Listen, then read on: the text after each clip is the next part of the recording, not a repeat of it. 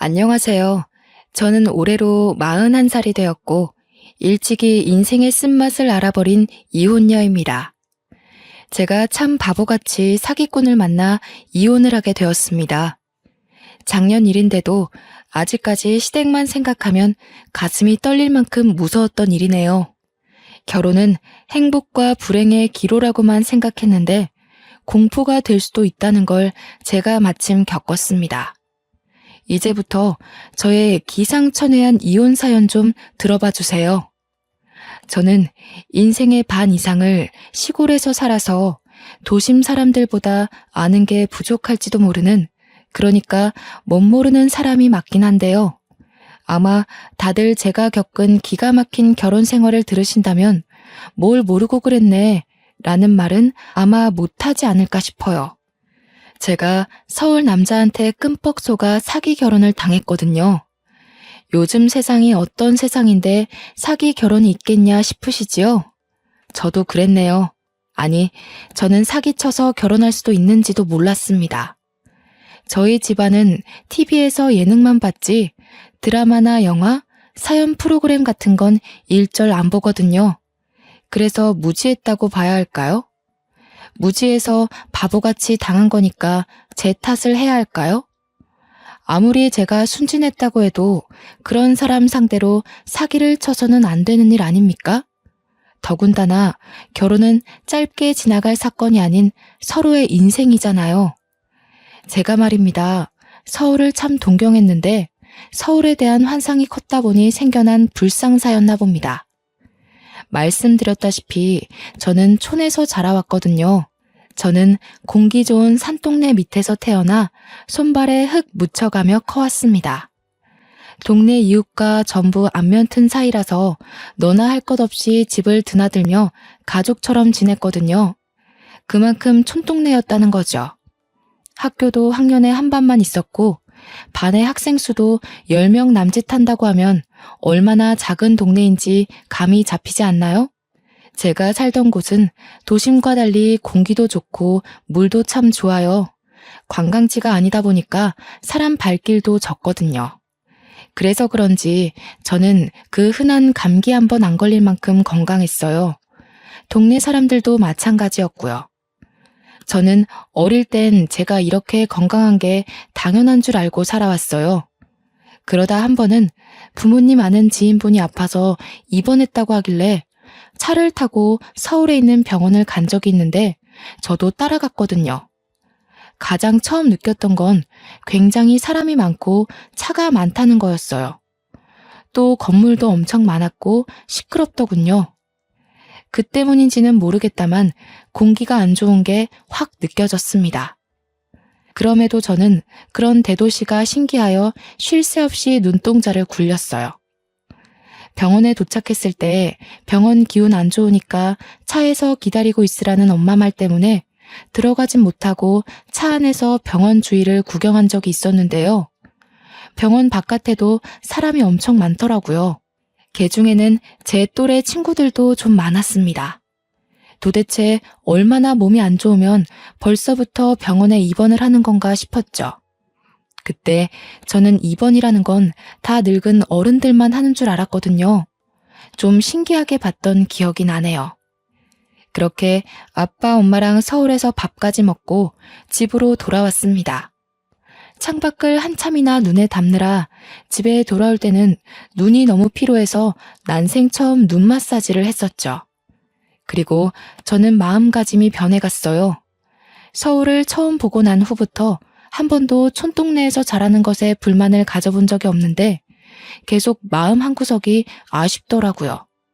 그 이유를 저는 모르지 않았습니다.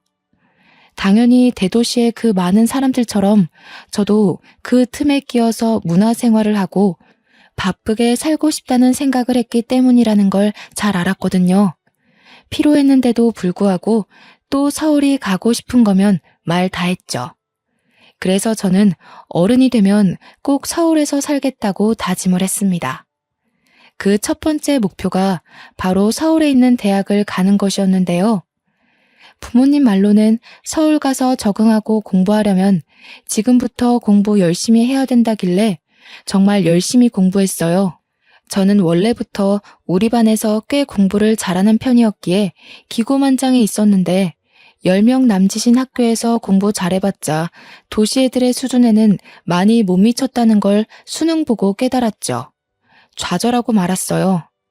그렇게 서울로 대학 가는 건 실패했고 한참을 기죽어 있다가 목표를 바꾸는 걸로 다시 길을 필 수 있었어요. 바로 직장을 서울로 구하는 것이었죠. 이미 한 번 실패를 겪었기에 두 번의 실수는 하지 않으려고 정말 노력을 많이 했고 흔한 자격증도 땄습니다. 그리고는 대학을 졸업한 후 관련 전공 직장에 지원서를 이곳저곳 많이 넣었어요. 운 좋게도 저는 졸업하자마자 서울 직장에 합격을 하게 되었고요. 처음 발을 들이게 된 곳이 바로 장애인 복지시설이었어요. 행정학을 전공했던 저는 그곳에서 복지사가 아닌 보조 사무직 채용이 된 거였는데요. 비록 보조이고 작은 일부터 시작하는 거지만 그래도 저는 서울에 직장을 구할 수 있어서 기쁘기만 했습니다. 그렇게 들어간 복지시설에서 저는 새로운 세상을 경험했어요. 제가 몸이 불편하신 분들을 직접 관리하는 건 아니었다만 같은 공간에 있다 보니 보고 듣는 게 많았거든요. 생각보다 온전치 못한 분들이 많은 겁니다. 겨우 하나의 구에 소속된 작은 시설임에도 이렇게 수많은 장애인 이용자들이 있다는 게 그땐 좀 놀라웠죠. 신체 장애뿐만 아니라 지적 지체, 시각장애, 청각장애, 자폐, 안면 등 부류가 참 많기도 했어요. 아프고 불편한 사람들은 생각보다 많고 그렇다 보니 병치레 없이 건강하게 다니는 바깥의 비장애인 분들은 정말 운 좋은 삶을 살고 있는 거더라고요. 한 번은 그런 생각이 들었어요.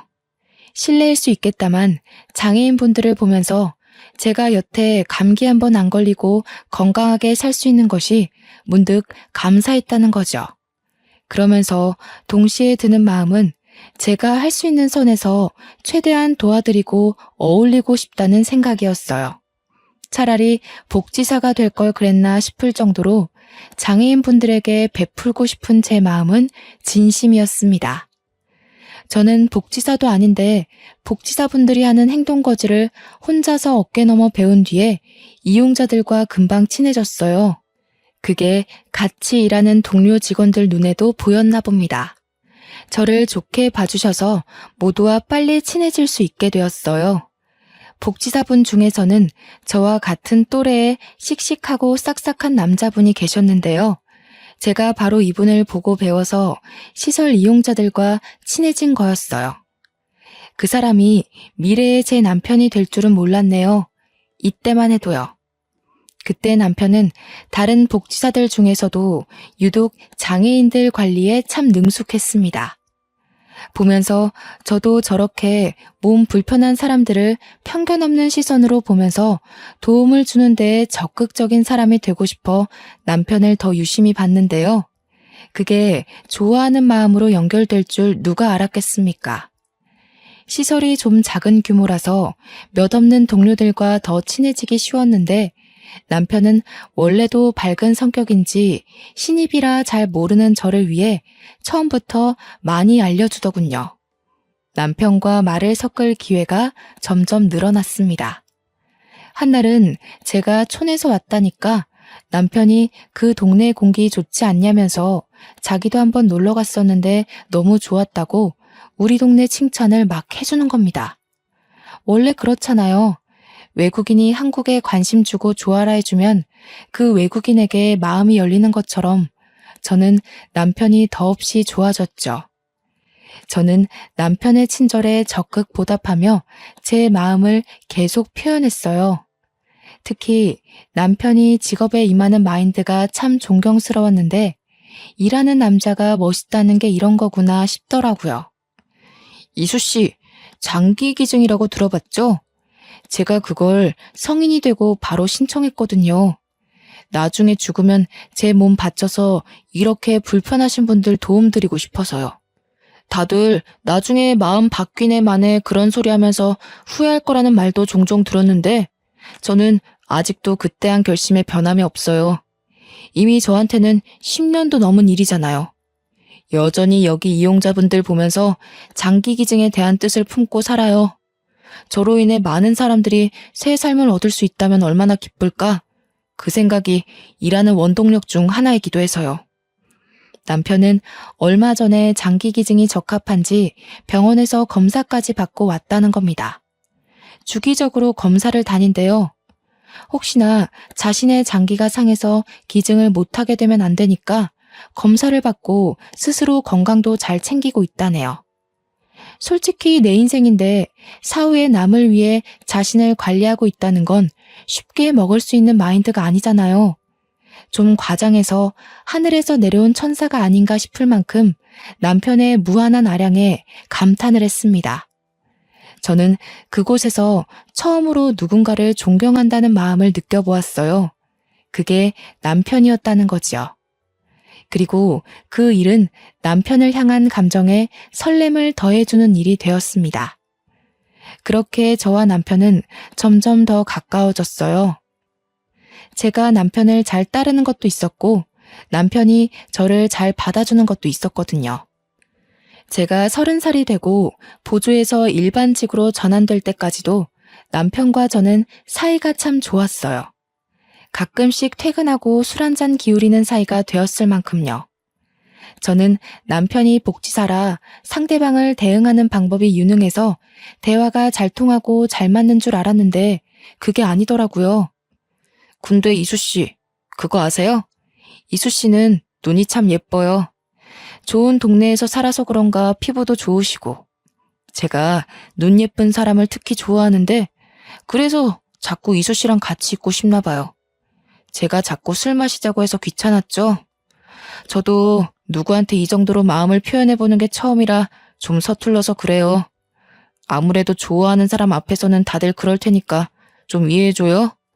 느닷없이 술 먹다가 고백을 하는데 그 당시 몇 잔 기울인 것도 아니었거든요. 그런데 저랑 같은 마음을 표현해주니까 제가 안 넘어가고 버틸 수가 있나요? 연애를 몰랐던 저는 남편이 해주는 칭찬에 특히나 더 크게 흔들렸고 아주 자연스럽게 저희는 연애를 시작하게 되었습니다. 사귀고 나서는 결혼까지 정말 속전속결이었어요. 한 3개월 만났나?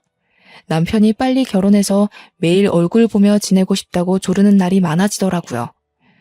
결혼이 연애처럼 쉽게 결정할 일은 아니니까 좀 겁이 나긴 했는데 저도 남편이 너무 좋아서 매일 같이 있고 싶었어요. 저도 언젠가 결혼을 해야 할 텐데 만약 한다면 남편처럼 존경할 수 있는 사람이 배우자가 되면 좋겠다 싶더군요. 그래서 결혼을 했죠. 남편은 서울 토박이라서 나이 30 후반이 될 때까지 한 번도 독립을 해본 적이 없다고 결혼을 하고 나서도 시댁에서 지내는 거 괜찮냐고 묻대요. 좀 망설이고 있었더니 남편이 뒤이어서 하는 말이 저는 합가를 승낙할 수밖에 없었어요. 너도 알지? 우리 아빠가 시각장애인이시잖아. 좀 오래됐는데 우리 가족 먹여 살리려다가 변을 당하신 거라서 나는 내 탓도 있다고 보거든. 그래서 아빠를 엄마 손에만 맡겨놓을 수가 없겠더라고. 나도 아빠가 눈을 잃은 거에 책임이 있는데 나만 집 나와서 편하게 살 수는 없잖아. 엄마도 혼자서 마음고생 심할 텐데. 내가 어른이 됐으면 그걸 자유라고 누릴 게 아니라 이젠 내가 우리 가족을 지키는 가장이 되어야겠다고 생각했지. 그래서 지금까지 독립 필요성을 못 느꼈던 거야. 결혼하기 전에 시아버지가 시각장애인 2급이라는 건 알고 결혼을 했다만 합가 얘기랑 그 이유에 대해서는 처음 들었습니다. 시아버지가 노동일을 하다가 눈을 다쳐서 그렇게 된 거라고 들었거든요. 빛이나 형태 정도만 감지할 수 있다고 하네요. 집안에 자녀가 남편밖에 없는 데다가 남편이 군대까지 가는 바람에 벌이가 더 힘들어질지도 몰랐는데 남편이 대학을 포기하고 학점 은행제로 빨리 복지사가 돼서 돈을 벌기 시작해 다행히도 집안이 크게 무너지진 않았다고 합니다. 굳이 직업을 복지사로 정한 이유도 시아버지 때문이라고 했어요. 남편이 공부를 잘하는 편이 아니었는데 시아버지에게 도움을 줄 수 있는 직업을 찾다 보니 그나마 복지사가 가장 접근하기 쉬웠다고 그러네요. 저는 남편의 이런 모습에 반해서 존경을 하는 거였는데요. 역시나 효심 깊은 마음에 감동받아 합가를 허락하게 된 거죠. 시댁에서는 저를 아주 환영하며 받아주셨습니다. 이미 저희가 지낼 수 있는 방을 내주셨는데요. 큰 집도 아닌데 안방을 저희한테 내주신 거 아니겠습니까? 이건 젊은 사람으로서 도리가 아닌 것 같아 시어머니께 말했는데요.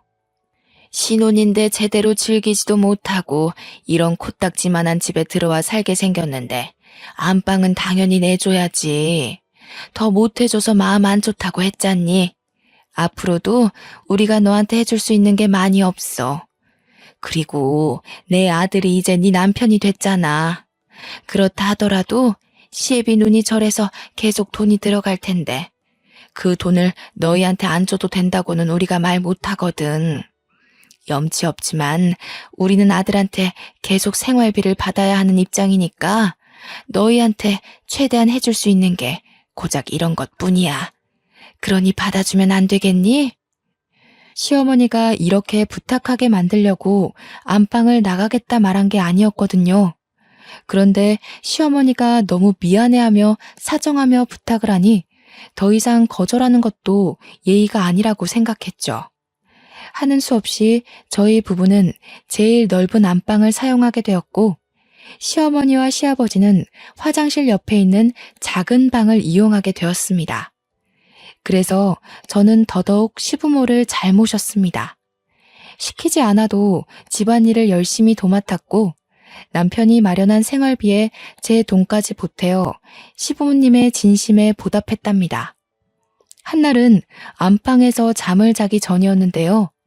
내일이 주말이다 보니까 남편도 저도 일부러 늦게까지 불을 켜고 대화를 하며 놀았어요.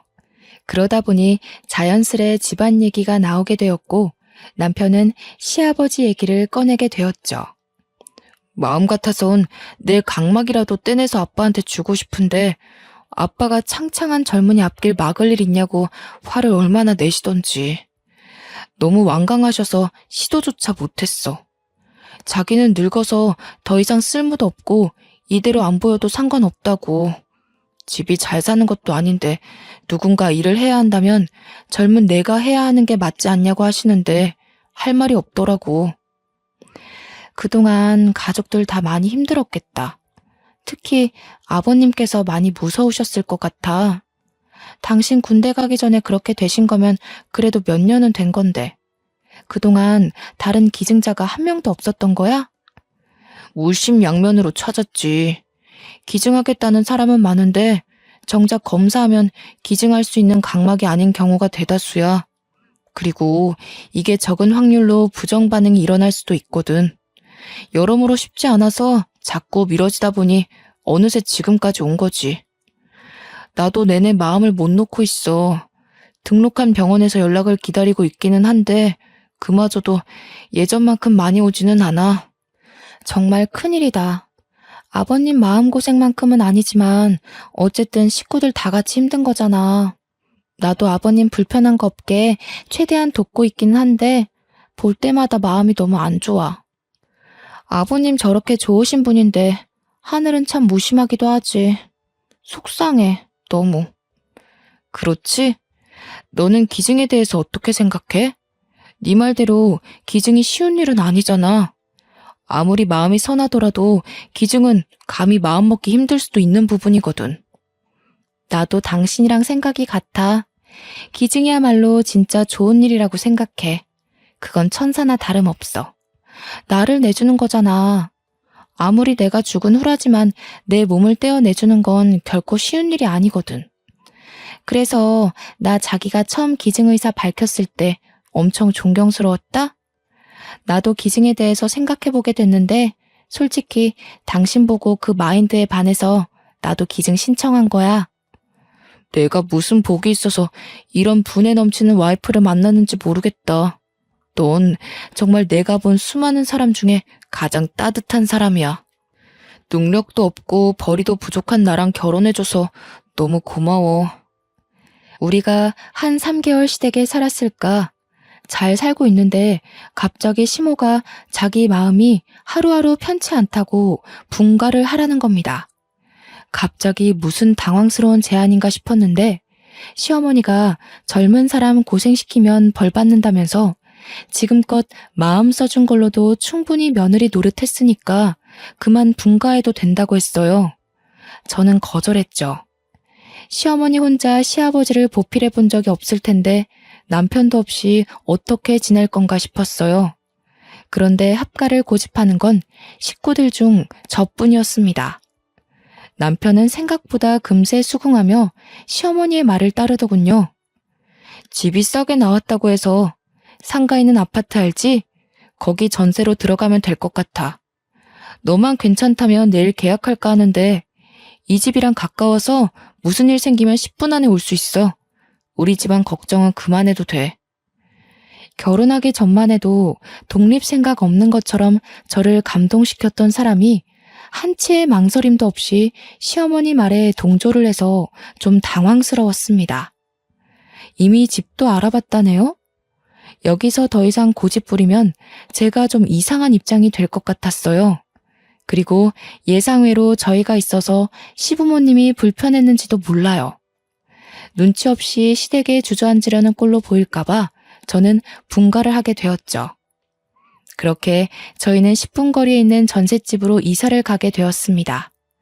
마침 친정 부모님도 비슷한 시기에 서울로 이사 오셨는데요. 지방에만 살다가 한 번쯤 서울에 살고 싶었는데 우리 시댁이랑 가까운 동네에 아파트가 싸게 나온 곳이 있어서 그곳을 매매했답니다. 말로는 서울 구경하고 싶어서 왔다고 하지만 사실 우리 엄마가 좀 저를 극성으로 아끼는 탓이란 걸 눈치챘어요. 부모님은 제가 결혼할 때도 그리 반기는 모습이 아니었거든요. 온통 걱정투성이었죠. 저는 오히려 좋았습니다. 친정도 가깝고 시댁도 가까우니 큰일이 생기면 바로 내다볼 수 있으니까요. 분가를 했지만 시댁 걱정이 떠나질 않아서 저는 근무날에도 상관없이 일주일에 4번이나 시댁을 방문하면서 며느리 노릇을 했습니다. 시어머니는 여태까지 제게 고나리질 한 번 한 적이 없으세요. 남편의 넓은 아량이 부모님을 닮아서 그런가 봅니다. 그래서 저도 시어머니를 도와 시력 불편한 시아버지를 여전히 많이 보필하며 지냈죠. 제가 애교 많은 사람이 아닌데 시부모한테는 일부러 더 노력해서 애교를 부렸어요. 시댁 분위기가 우리 집과 달리 좀 많이 우중충한 편이었거든요. 아무래도 아픈 사람이 있으니까 당연한 거잖아요. 그렇게 시댁만 신경 쓰느라 정작 친정에는 발길이 끊어지다시피 했는데 한날 엄마가 전화가 온 겁니다. 항서방이 갑자기 전화가 왔더라. 집안에 누구 아팠던 사람 없었냐고. 특출난 건강 이력이 있냐는 거 있지? 우리 보고도 선천적인 병이나 그런 거 있냐고 묻는데 갑자기 왜 이런 걸 묻는지 모르겠네. 참, 너 보고 어렸을 때 안경 낀 적 있냐고도 하더라. 안부를 묻는 것도 아니고 난 도통 이 전화의 의미를 모르겠다. 딸, 너 무슨 일 있는 거 아니지? 그때는 별일 없다고 안부만 전하고 끊었는데요. 이때만 해도 남편이 저 몰래 친정 생각해서 한 번씩 전화하고 그러나 보다 하며 별 생각 없이 상황을 넘겼습니다. 오히려 고마워했죠. 나 대신 친정 신경 써주고 있다는 생각에요. 그런데 결혼 생활이 1년을 넘어갈 때쯤이었나? 여느 때와 같은 퇴근을 하고 시댁에 가는 길이었는데 어떤 모르는 여자가 느닷없이 제 앞을 막는 겁니다. 너무 조급해 보여서 어디 도움이 필요한 사람인 줄 알았어요. 혹시 황재수 씨 와이프 되세요? 시아버지 되시는 분이 시각 장애인이시고 만약 맞다면 이 결혼 생활 하루빨리 정리하세요. 조만간 그 집에서 그쪽 눈을... 말하다 말고 여자는 제 뒤쪽을 보더니 불이 나게 도망을 가버렸습니다. 그때가 남편이 주차를 끝내고 오던 차였는데 남편을 보고 도망간 것 같아요. 황재수.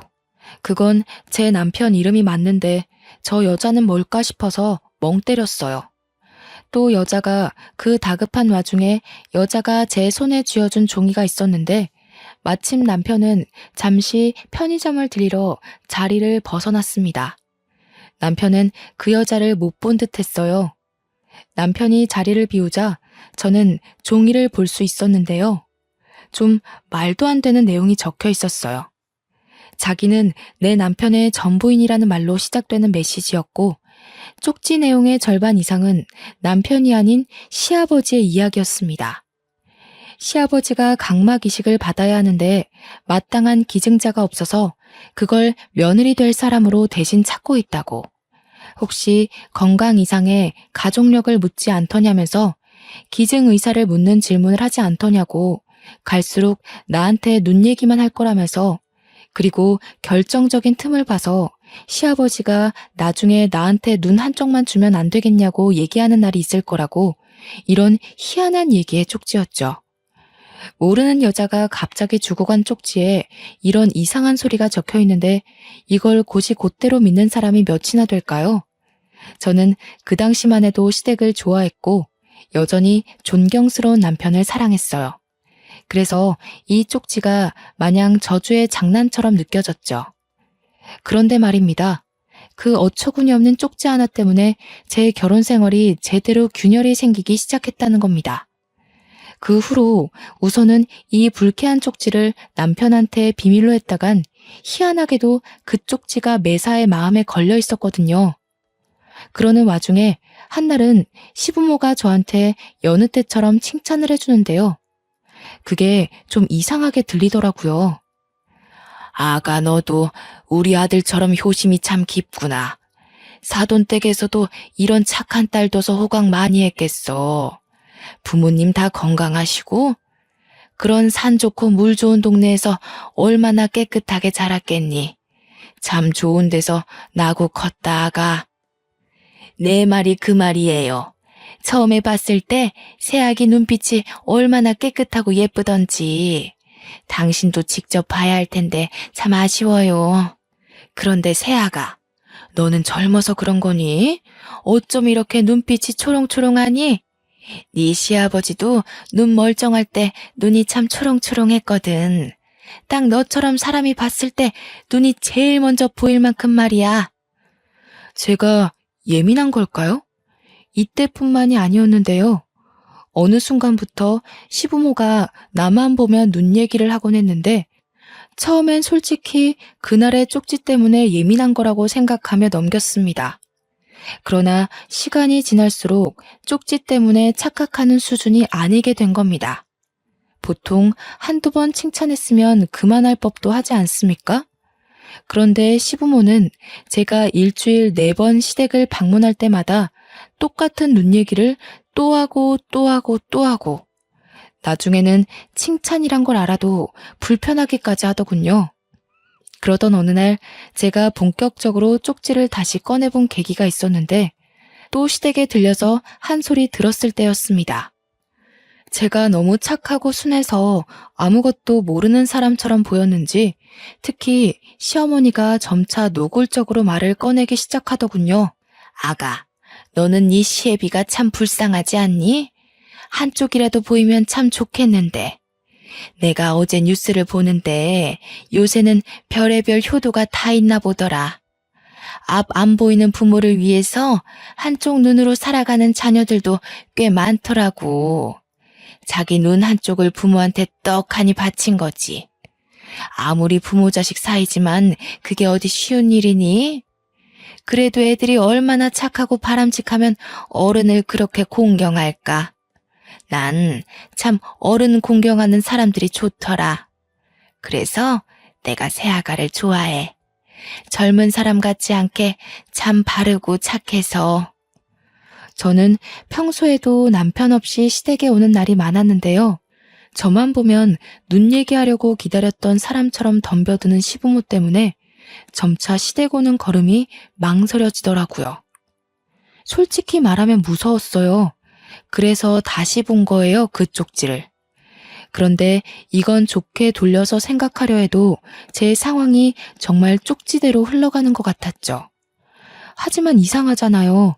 시댁에서 기증자를 찾기 위해 며느리를 삼다뇨. 세상에 이런 일이 있을 수가 있다는 말이에요? 저는 이미 두려움이 생겨버렸지만 애써 현실성 없는 얘기라고 믿고 싶었습니다. 그러나 이젠 정말 진실을 앞에 두고 외면할 수가 없더군요. 시부모는 이런 얘기를 남편이 있는 자리에서도 거리낌 없이 하기 시작했는데 예전부터 남편한테 말할까 말까 했던 제 입장에선 다행이라고 생각했거든요. 그런데 남편 하는 말이 저를 더 소름 돋게 하는 거 있죠?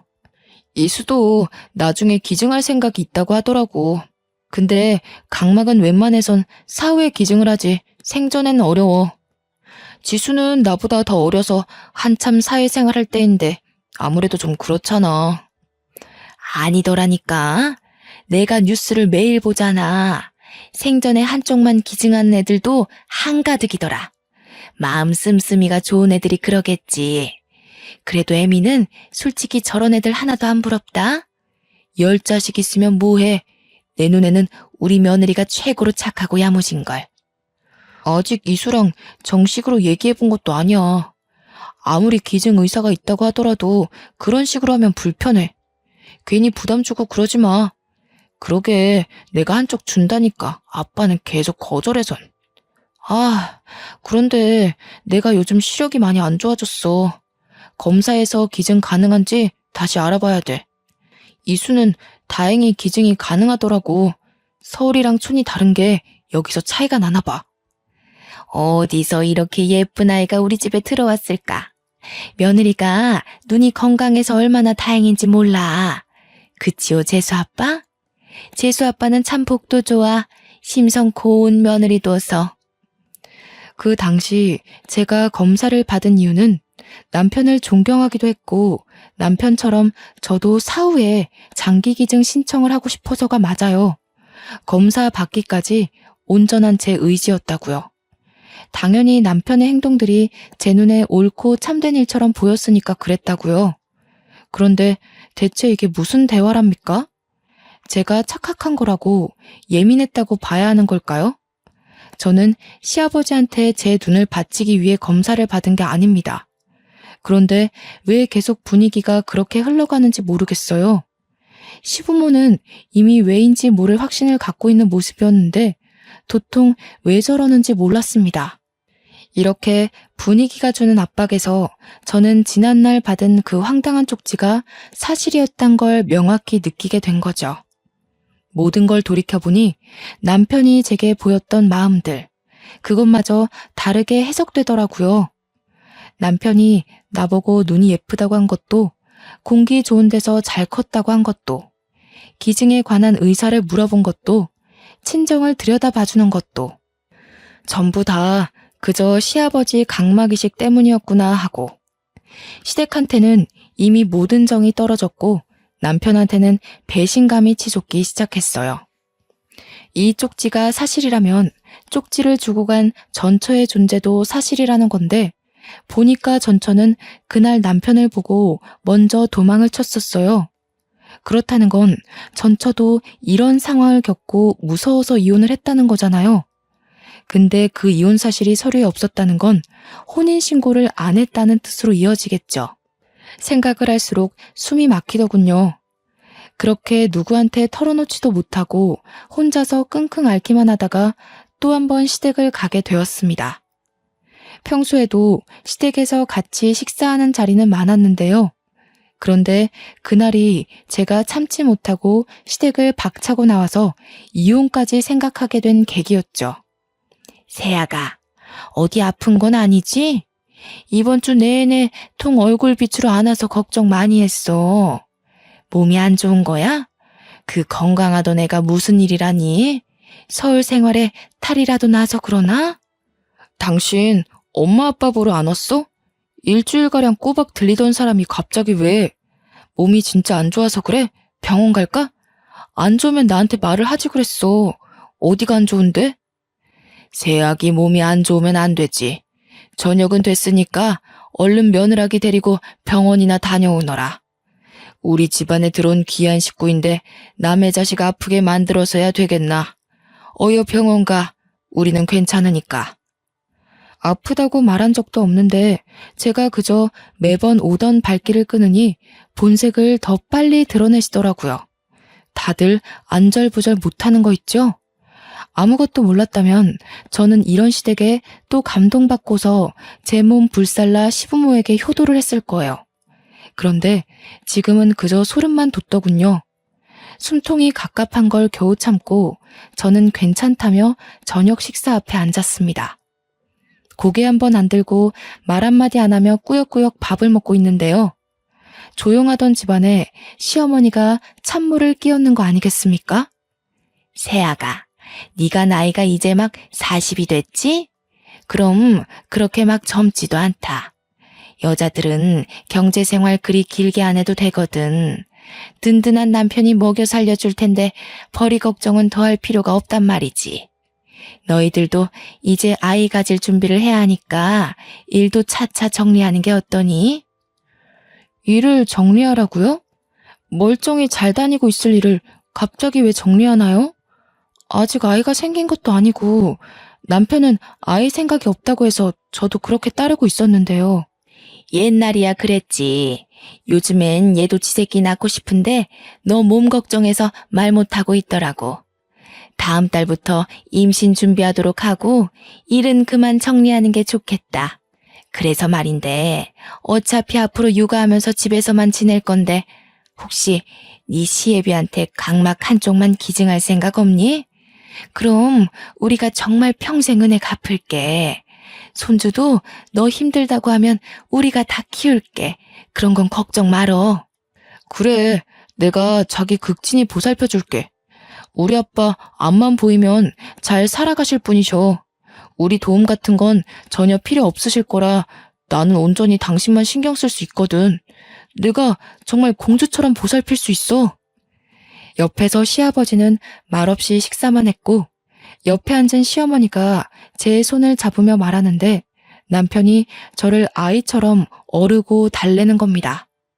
그 순간 저는 시댁에 있는 게 너무 무서워서 밥 먹다 말고 그 집에서 나와버렸습니다. 집으로 가는 길이 10분인데 친정으로 가는 길은 한 15분 정도 걸리거든요. 그런데 그 짧은 거리의 밤길마저 공포스럽더라고요.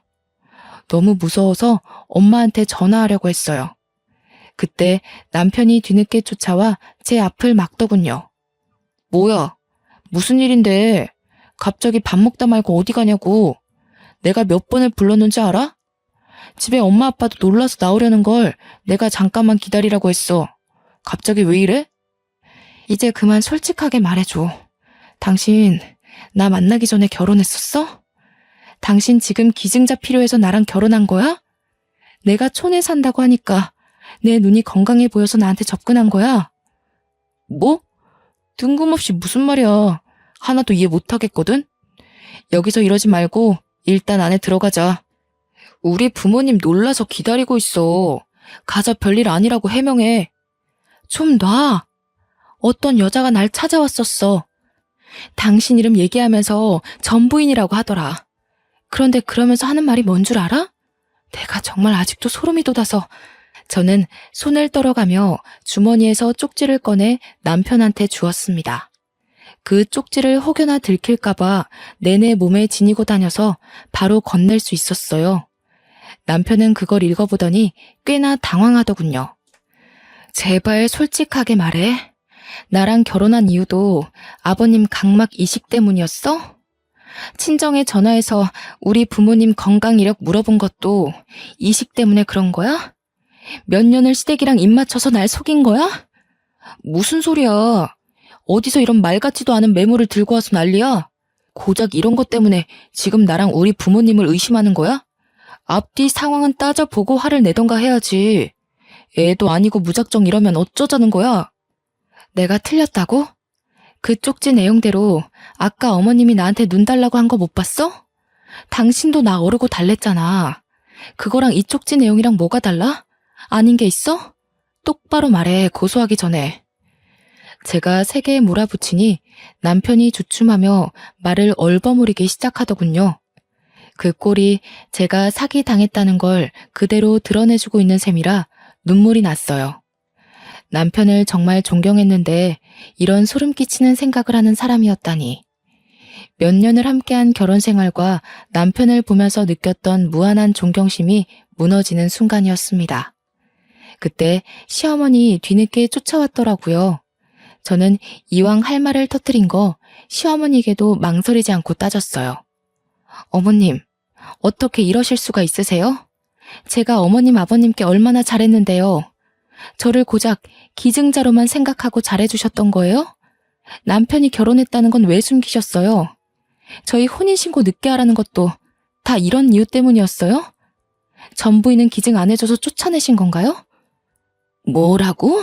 어머머, 이 말하는 거 좀 봐라. 어른 앞에서 눈 똑바로 뜨고 덤비는 것 좀 봐. 그래, 그랬다. 그게 왜? 같은 식구면 어려울 때 도울 수도 있는 거지. 남 도와주는 건 쉬우면서 식구 도와주는 건 그렇게 싫디? 요즘 애들은 이기적이어서 효도도 할 줄 모르던데. 너도 결국엔 똑같구나. 식구요? 혼인신고도 못하게 해놓고 식구라고요? 절 식구로 생각하긴 하셨어요? 식구로 안 보고 있었던 건 제가 아니라 남편이랑 어머님, 아버님이겠죠. 지금 큰 소리 낼 사람은 저거든요? 이거 엄연히 사기 결혼이에요. 도대체 얼마나 더 이런 식으로 사람 인생 망치려고 했던 거예요? 정말 무섭고 소름이 끼쳐서 마주하고 있기도 무섭네요. 바락바락 대드는 제 말에 시어머니가 뒷골 잡더군요. 남편은 그대로 자리를 떠버린 저를 붙잡으려 했으나 시어머니가 혈압 올라 주저앉는 바람에 그러지도 못했습니다. 잘 됐죠. 저는 짐 챙길 생각도 않고 바로 친정을 찾아갔어요. 야밤에 제 사정을 다 들은 친정 부모님이 깜짝 놀라더니 화를 내시더라고요. 당연하겠죠. 딸이 사기 결혼을 당했는데 그게 각막 기증 때문이라니까 기가 차잖아요.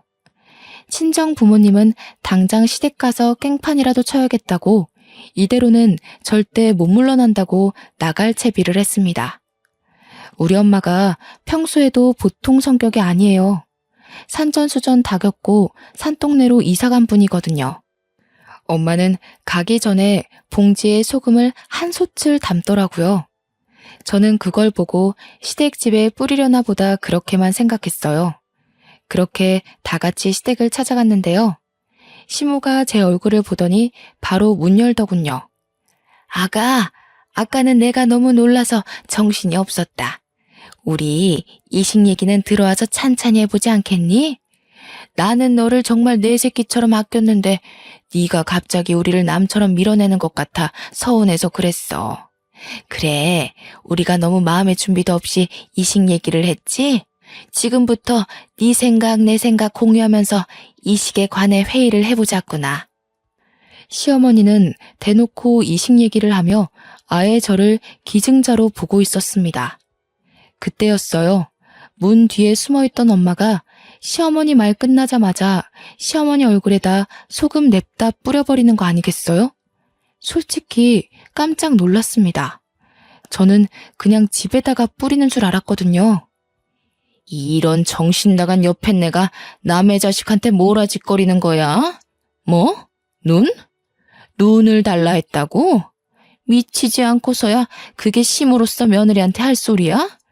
어디서 이런 막대 먹은 집안이 굴러들어온 거래? 정말 기가 차서 말도 안 나오려고 하네. 악기가 씌어도 단단히 씌인 거지. 그렇지 않고서야 멀쩡한 사람 눈 뽑아 먹으려고 사기치고 결혼하는 정신 나간 짓은 못하지. 내 귀한 딸 잡아먹으려고 인연이 이 악마 같은 년아. 썩 꺼져!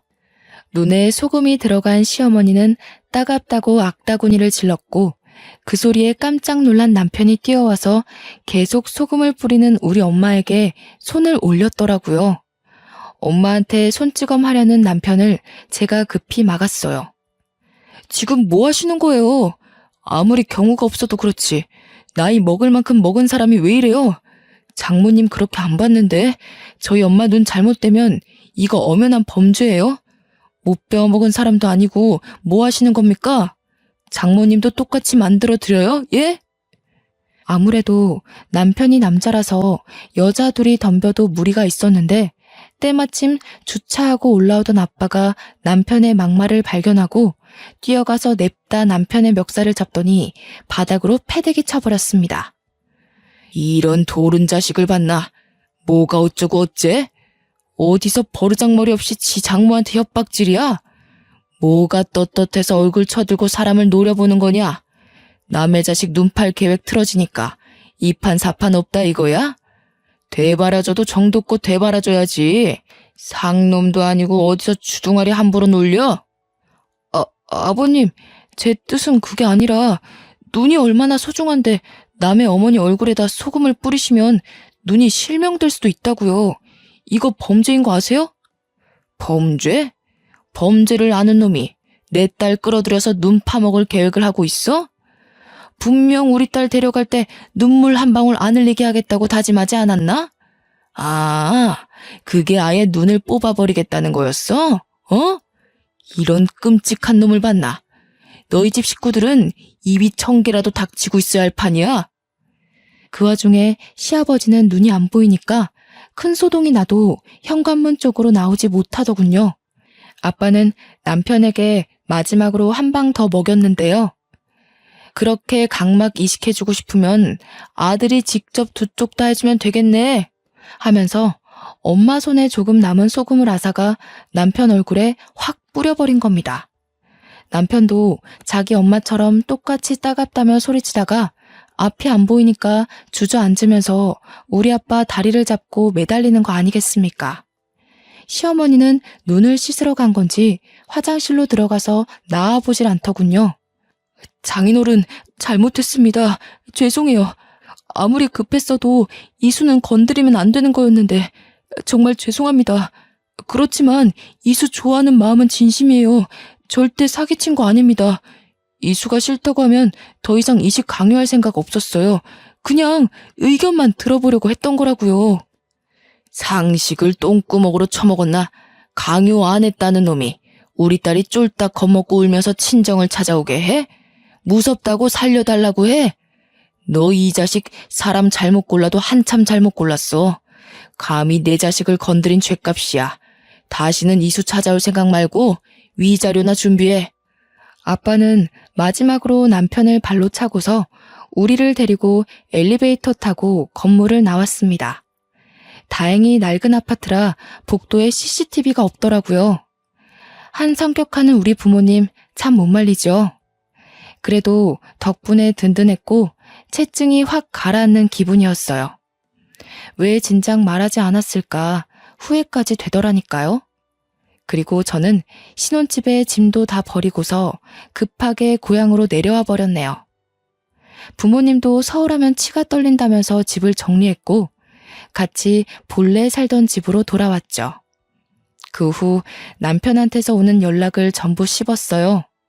남편이 제발 얘기 좀 하자고, 기증하기 싫으면 안 해도 된다고, 전부인처럼 버리지 않겠다고 하는데 이게 사죄하는 사람이 할 소린가요? 이제 보니 존경은 개뿔, 눈앞에 닥친 상황조차 유도리 있게 처리 못하는 맹탕이더라고요. 그 이후 저는 전부인이라는 사람과 얘기를 해보고 싶어 몰래 시댁 근처를 맴돌았지만 아쉽게도 만나지 못했어요. 그렇게 남편과 다시 만난 건 이혼 때문이었고 남편과 제가 법률혼 관계가 아니라 과정이 까다롭긴 했으나 겨우 승소하여 꽤 시원한 위자료를 받아냈죠. 현재는 고향으로 내려온 지 반개월 정도 되었어요. 어느새 그 일이 작년 일이 되었네요. 그때의 기억이 아직도 생생하게 남아있어서 여전히 서울이 꼴도 보기 싫더군요. 좋았던 추억마저 전 남편 때문에 다 망쳐진 셈인 거죠. 저랑 저희 부모님은 서울 방향으로는 눕지도 않을 지경으로 정내미가 다 떨어졌답니다. 결혼해도 고부간의 갈등이나 있을 줄 알았지 제 각막 탐내는 시댁이 있을 줄 누가 알았겠습니까? 정말 영화라도 한 편 찍은 기분이네요. 앞으로도 사람 참 신중하게 봐야겠더라고요. 다들 사람 사귀는데 뭐든 유념하셔야 해요. 생각보다 상식 없는 분들 덜어 있는 것 같으니까요. 제 영화 같은 사연 좀 재미있으셨나요? 이제는 좀 더 마음을 털어내어 웃을 수 있는 사건으로 찬찬히 날려버릴 생각이에요. 지금까지 제 사연 읽어주느라 고생하셨습니다. 좋은 하루 되세요.